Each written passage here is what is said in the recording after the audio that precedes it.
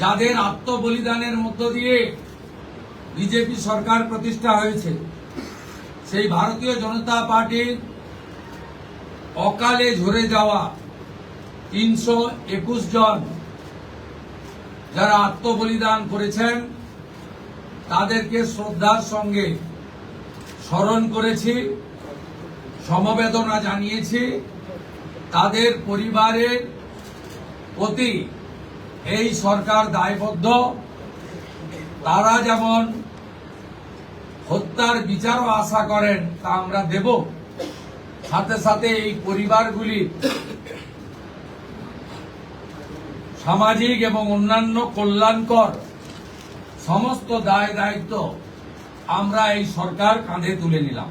আমাদের দেশের সুরক্ষার প্রশ্ন, পশ্চিমবঙ্গের সুরক্ষার প্রশ্ন এবং যেভাবে জনবিন্যাস বদলে গেছে, আজকে আমরা প্রথম দিনই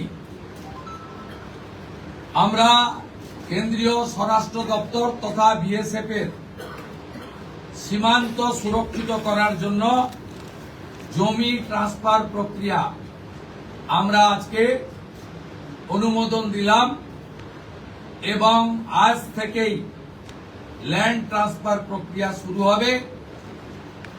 ভূমি ও রাজস্ব সচিব তাকে এবং মুখ্য সচিবকে দায়িত্ব দেওয়া হলো 45 দিনের মধ্যে বিএসএফ এর প্রয়োজনীয় জমি হস্তান্তর সম্পূর্ণ করতে হবে, যা আমাদের কেন্দ্রীয় স্বরাষ্ট্রমন্ত্রী নির্বাচনের আগেই বলেছিলেন।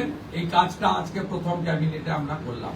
আমরা আয়ুষ্মান ভারতে যুক্ত হলাম এবং সংশ্লিষ্ট দপ্তর কেন্দ্রীয় স্বাস্থ্য দপ্তরের সঙ্গে প্রয়োজনীয় যে এগ্রিমেন্ট, অন্যান্য যে বিষয়গুলি রয়েছে সেটা স্বাস্থ্য সচিব, মুখ্যমন্ত্রীর দপ্তরের উপদেষ্টা এবং মুখ্য সচিব মিলিতভাবে অতি দ্রুত সম্পন্ন করবেন।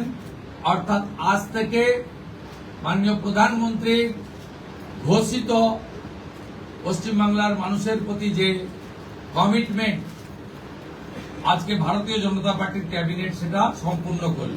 প্রধানমন্ত্রী জন আরোগ্য যোজনা, প্রধানমন্ত্রী ফসল বীমা যোজনা ক্রপ ইন্স্যুরেন্স, প্রধানমন্ত্রী স্কুলস ফর রাইজিং ইন্ডিয়া পিএমশ্রী, প্রধানমন্ত্রী বিশ্বকর্মা, বেটি বাঁচাও বেটি পড়াও, প্রধানমন্ত্রী উজালা যোজনা 3.0 এবং অন্যান্য কেন্দ্রীয় স্কিম বা সেন্ট্রাল গভর্নমেন্ট স্পন্সর স্কিম আমরা যুক্ত হওয়ার সিদ্ধান্ত নিলাম।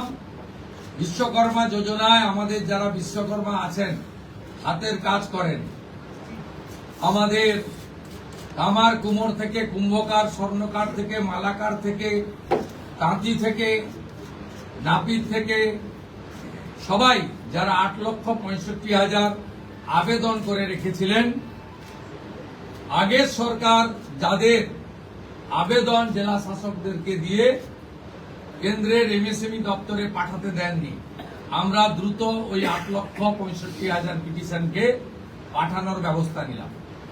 আপনারা জানেন পশ্চিমবঙ্গে 11 কোটি মা বোন দিদি উজালা 1-2 তে বেনিফিটেড হচ্ছেন ভারতবর্ষে। পশ্চিমবঙ্গে 11 কোটির মধ্যে 1,29,00,000 পান, সবচেয়ে হাইয়েস্ট। 400 টাকা কম মূল্যে তারা গ্যাস ক্রয় করেন। প্রধানমন্ত্রী আরো 75 লক্ষ দেশে চালু করেছিলেন এবং বাংলার জন্য কোটা ছিল 15 লক্ষ। গ্রাহক বিতরণ কেন্দ্রে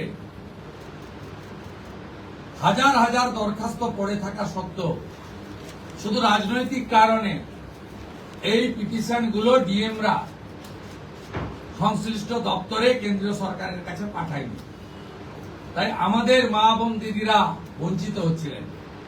আমরা গ্রাহক বিতরণ কেন্দ্রে পড়ে থাকা সমস্ত পিটিশন অতি দ্রুততার সঙ্গে জেলা শাসকদের সংশ্লিষ্ট কেন্দ্রীয় মন্ত্রক পেট্রোলিয়াম ডিপার্টমেন্টে পাঠিয়ে দেওয়ার নির্দেশ দিলাম। এর ফলে উজালা যোজনা 3 তাতে পশ্চিমবঙ্গের আরো কয়েক লক্ষ মা বোন দিদি যুক্ত হওয়ার সুযোগ পেলেন।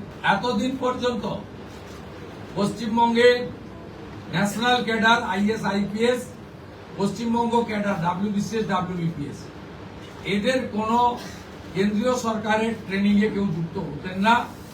এটা মুখ্যমন্ত্রীর অলিখিত নির্দেশ ছিল। আগের মুখ্যমন্ত্রী, বিদায়ী মুখ্যমন্ত্রী, প্রাক্তন মুখ্যমন্ত্রী। আমরা আজকে এই বিষয়ে চিফ সেক্রেটারিকে অন্য রাজ্যের যে নিয়ম আছে সেই নিয়ম ফলো করার জন্য আমরা তাকে এম্পাওয়ার করলাম, দায়িত্ব দিলাম। বিএনএস কার্যকর করা হয়নি, অর্থাৎ অত্যন্ত অবৈধভাবে সংবিধানকে বৃদ্ধাঙ্গুষ্ঠ দেখিয়ে আগের সিআরপিসি আইপিসি চলছিল। আজ থেকে বিএনএস এ যুক্ত হলো পশ্চিমবঙ্গ সংবিধান মেনে। আগের সিআরপিসি আইপিসি এই আইন আর থাকলো না। ভারতীয় ন্যায় সংহিতাতে আমাদের আজ থেকে কাজ শুরু হলো। এরও ছাড়পত্র ক্যাবিনেটের প্রথম দিলেন যে 2015 সালের পরে পশ্চিমবঙ্গে কোনো রিক্রুটমেন্ট হয়নি, তাই প্রচুর শিক্ষিত যুবক যুবতীর বয়স চলে গেছে। 5 বছর এক্সটেনশন, মানে আবেদনের বয়সের ঊর্ধ্বসীমা ক্যাবিনেট মঞ্জুর করলো। এটাও আজকে আমরা করলাম।